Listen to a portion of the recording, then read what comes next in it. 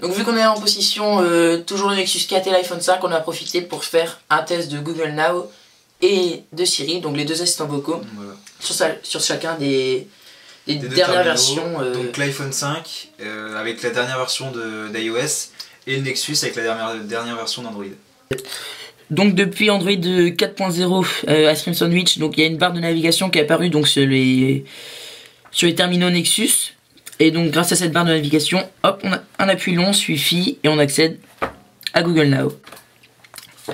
Alors depuis l'iPhone, Siri est accessible sur donc les iPhone 4S et 5. Il suffit juste d'appuyer longtemps sur la barre d'accueil et le petit assistant apparaît comme ça. Maintenant on peut se poser la question de qu'est-ce qu'un assistant vocal.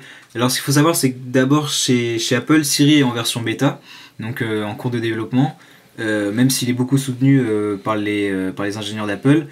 C'est donc un assistant qui n'est en théorie pas fini et surtout pas parfait. Sur Android, donc on a Google Now, et Google Now c'est pas seulement un assistant vocal, c'est aussi c'est une barre de recherche Google, puis avec des petits panneaux qui s'affichent et qui sont bien là pour t'aider en fonction de ta position. Par exemple là on a la météo, la distance qu'il faut pour rentrer jusqu'à chez moi, etc.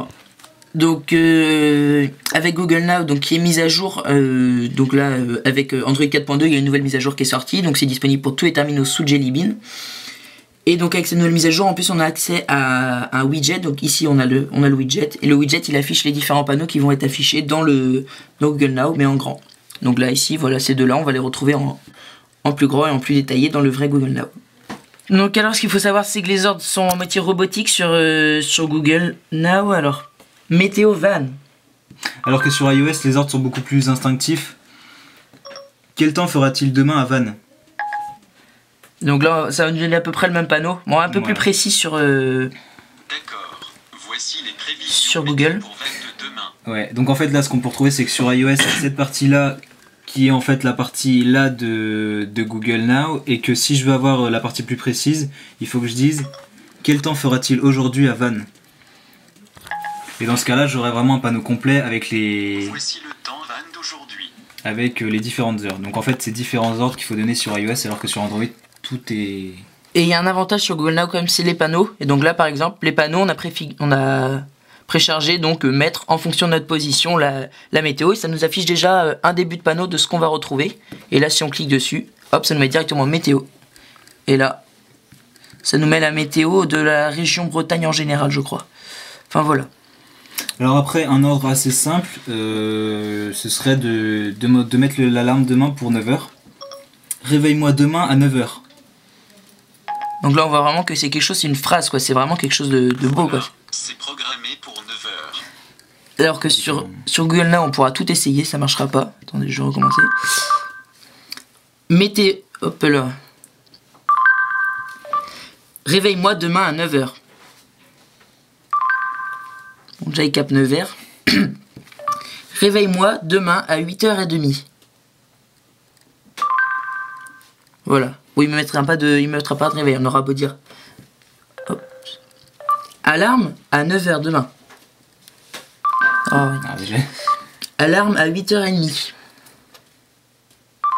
Il n'en mettra pas quoi. Enfin voilà. Donc ça c'est le seul souci de Google Now. Mais bon, Google Now qui est quand même un peu plus jeune que Siri, donc il n'a pas encore d'expérience, mais ça m'étonnerait pas que ça apparaisse dans la prochaine version de Google Now. Voilà.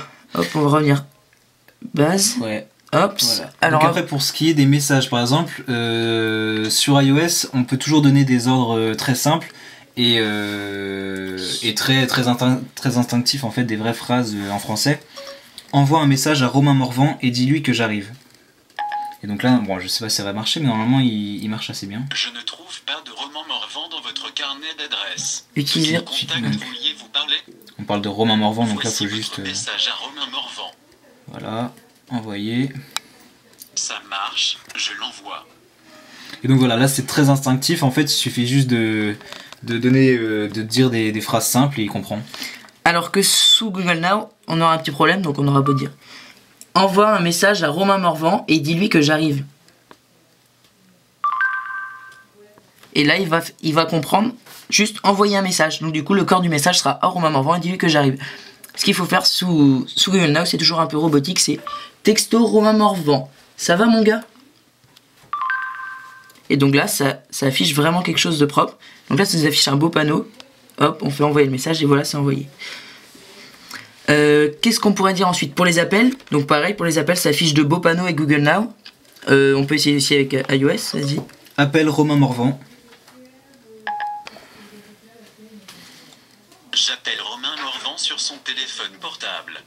Donc là, le design est vraiment basique. Ça va à l'essentiel. Mais ça marche. Alors que sur Google Now, ça marche pas toujours, mais le design est vraiment très très beau, quoi. Appelle Romain Morvan. Et là, ça affiche vraiment un beau panneau. Donc là, c'est une barre de chargement. Ou si j'ai pas envie d'attendre, hop, je fais appeler. Et là, on a vraiment quelque chose. Ensuite, qu'est-ce qu'on pourrait avoir d'autre? Hop, on va revenir sur Google Now. Par exemple, pour une recherche d'hôtel. Hôtel à Carnac. Là, il va nous afficher des beaux panneaux avec tous les hôtels qui sont présents sur Carnac, logiquement. Alors que sur iOS, c'est un ordre vraiment plus simple. Hop, on va couper la sonnerie, merci. Sur iOS, c'est toujours un ordre très instinctif. Trouve-moi un hôtel à Carnac. J'ai trouvé 10 hôtels, 9 d'entre eux sont à Carnac. On aura à peu près les mêmes. Bon, là, on a quand même un avantage sous Android, c'est qu'on a directement la synchronisation avec Chrome, site web, itinéraire, Maps et appel, donc directement ça appelle. Et alors que sur iOS, dès qu'on clique sur un lien, en fait, il lance directement Maps pour nous emmener à cet itinéraire-là. Donc après, l'itinéraire vers ce lieu et je sais pas si Maps ou plan. Non, c'est plan, pardon, c'est plan. C'est pas Google Maps, c'est le plan d'iOS. Donc voilà, bon, ça fait pareil avec tout. Bon, il sert aussi de navigateur Google Chrome. On peut rechercher ce qu'on veut, ça va servir de navigateur. Voilà, donc en conclusion, on peut dire sur Android, c'est pas très complet, c'est un petit peu robot, mais par contre c'est vraiment beaucoup plus beau avec il y a vraiment des beaux panneaux dès qu'on demande des ordres. Et sur Siri, il faut faire et bon, il est pas très réactif, mais par contre on peut faire des phrases très normales comme dans la vie de tous les jours et il comprend quand même, donc ça c'est l'avantage. On a un petit souci, c'est que nous aussi on est en français, mais par contre on peut demander vraiment des choses en anglais, c'est vraiment des choses beaucoup plus poussées, comme les questions quel temps fait-il à Plémel, à Vannes, à Carnac, peu importe. Là il va nous répondre. On pourrait essayer de tourner la langue du système en anglais pour répondre à ces questions-là. Ouais. Et en même temps sur Siri il y a vraiment un tas d'ordres possibles, on peut tweeter, publier sur Facebook, trouver des cinémas, des restaurants, lire les mails et faire un tas d'actions comme ça. Qui ne sont pas toujours forcément disponibles sur Google Now, mais en même temps Google Now a une grosse communauté de développeurs qui le soutient, donc ça c'est aussi le gros avantage, quoi. Et donc là on a ici tous les exemples, donc la circulation on l'avait affiché, la météo aussi, transport en commun, donc ça se situe vraiment, c'est un peu le seul souci de Google, c'est qu'ils vont un peu nous épier, nous suivre, donc si on a le GPS d'activer, il va vraiment nous capter, il peut nous proposer les transports en commun, nos vols, si on a mis nos tickets dedans. Le sport, par exemple, on peut synchroniser, donc c'est ce que je cherchais tout à l'heure avec Arsenal, ça on peut directement faire un panneau nous-mêmes. Prochain rendez-vous, Google Traduction aussi, la devise, enfin voilà quoi, c'est vraiment complet aussi, mais on va dire que c'est un peu moins complet. Regardez, hop, et voilà, là on peut se rendre sur le site de Google et là on a vraiment tout. Voilà. Donc voilà, c'est la fin de cette vidéo des comparatifs entre l'assistant vocal de Apple, donc c'est Siri, et l'assistant vocal d'Android, qui est Google Now.